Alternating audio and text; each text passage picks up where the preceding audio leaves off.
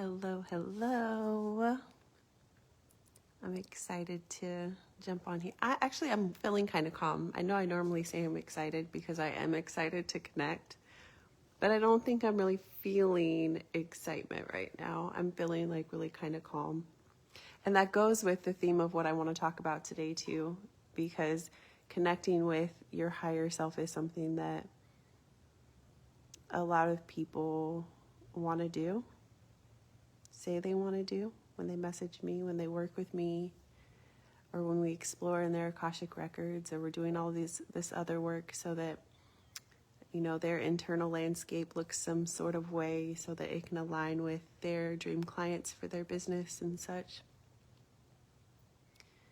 And something that is on my heart to share, I'm kind of going off topic. I know I have a description for the live setup and all of these points that I wanted to get to, but my heart is feeling some type of way, so I'm gonna follow it.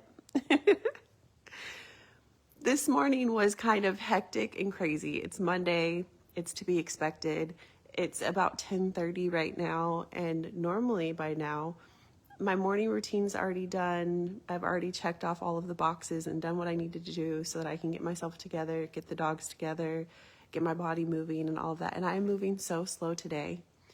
And it's in alignment with my life lessons of not listening to my body, the subject of we make gardens of ourselves, and the importance of self-care and nourishing ourselves first, right?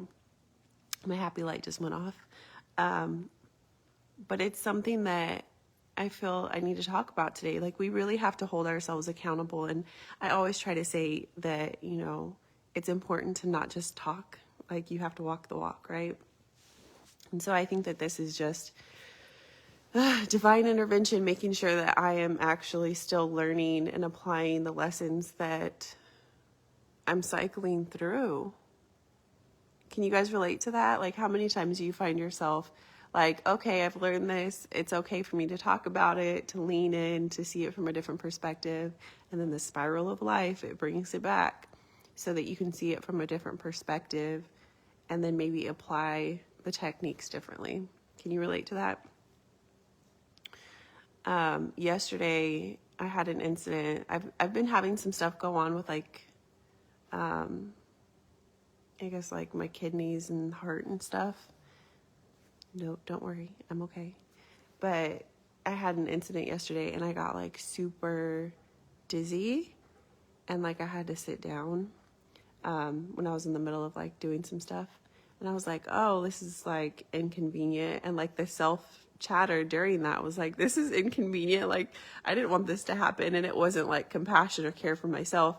But I caught myself in that moment kind of like stopping that way of thinking, that way of talking to myself, to kind of like give a different feeling.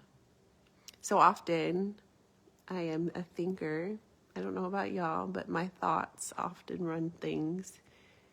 But the way I move things in my life is through feeling. Like, if I feel something, if I feel excited, if I feel happy, if I feel committed, if I feel lit up, that's when it's created. That's when it's brought to me. That's when it manifests, if you will. And so yesterday I had that experience and I was really dizzy. I had to sit down. And I was like, why am I frustrated with myself instead of giving myself a little bit of love and compassion? Right? And then this morning, I know my poor daughter, she's going through this clumsy stage, and I can totally relate. I was there for years, and just trying to help her navigate that, and how she was, kind of caring for herself through that process as well. And my morning just kind of went slow. Like, everything just kind of like slowed down from that point on. And I was more in tune with myself, with what I'm feeling, with how I'm speaking to myself, how my daughter's observing me. And the moon was beautiful on the way to school. And then we saw a poor kitten in the middle of the road that was harmed, unalived. And that was really an emotional thing for both of us because it was unexpected. It was like right there.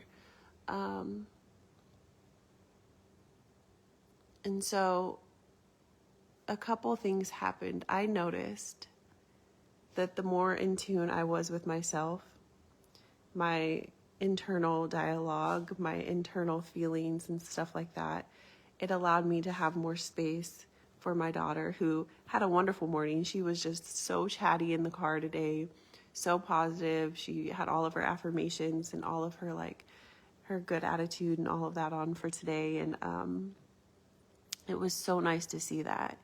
And then when I came home, it was just kind of like slow motion. Like for me, I realized that I needed to slow down.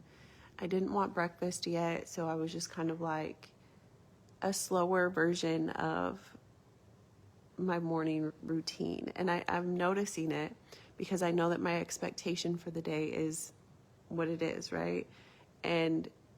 Or not expectation, but my vision for today, for the day, is what it is. And I think that that's part of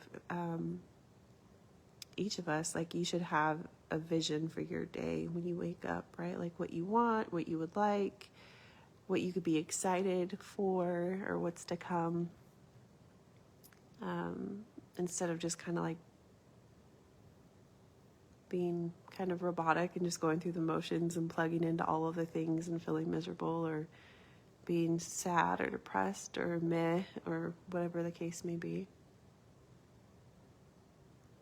But I've really just taken this time to appreciate the slowdown of my morning routine, and I wanted to share that with you because it's a huge part of the awareness that's necessary to continue to connect with your higher self, with your best self, with the version of you that wants to see you happy and healthy and nourished and aligned and just all of the things, right? Don't judge me for my chapped lips and my crazy look this morning either. I know how people are online.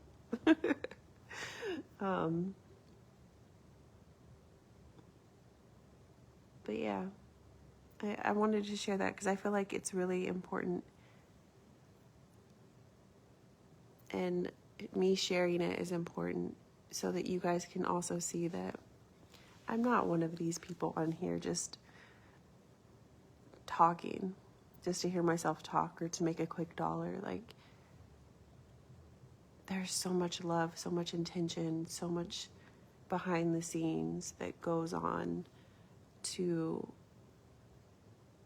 not only allow for me to experience what it is that I share,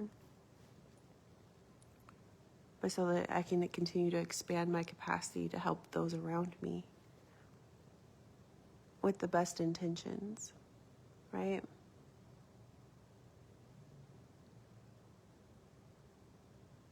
And I think we need more of that. And as we continue to hold space for ourselves and expand in our capacity to hold space for others, we create a world that is open to more soul-aligned healers, leaders, visionaries, creatives, the soul-guided people who are out here really wanting to change the world for the better.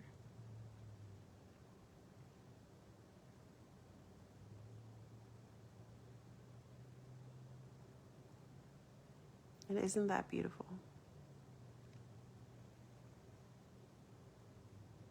That by taking care of ourselves, nourishing ourselves, showing up for ourselves, we heal ourselves, we connect with ourselves, with our higher self, with our vision.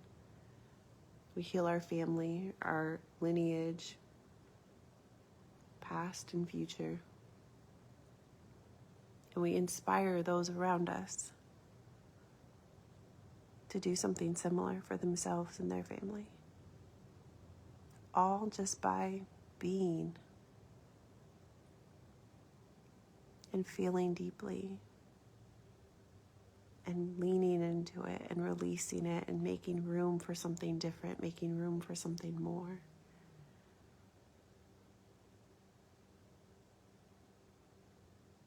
And I know that that's a message I've shared with y'all before, so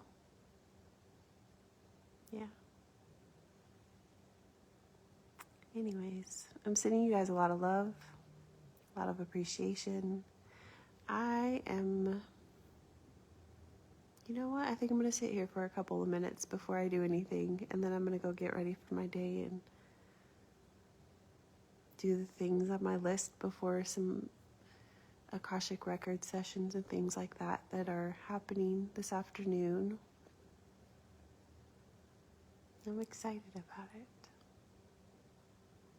And I hope that you join me in taking care of yourself today. And if any of this resonated with you, leave a comment below. I would love to hear from you. Love to know that you got some value. Here where you are. And I'll talk to you soon. And yes, I'm doing the millennial stop, the millennial pause. Bye, y'all.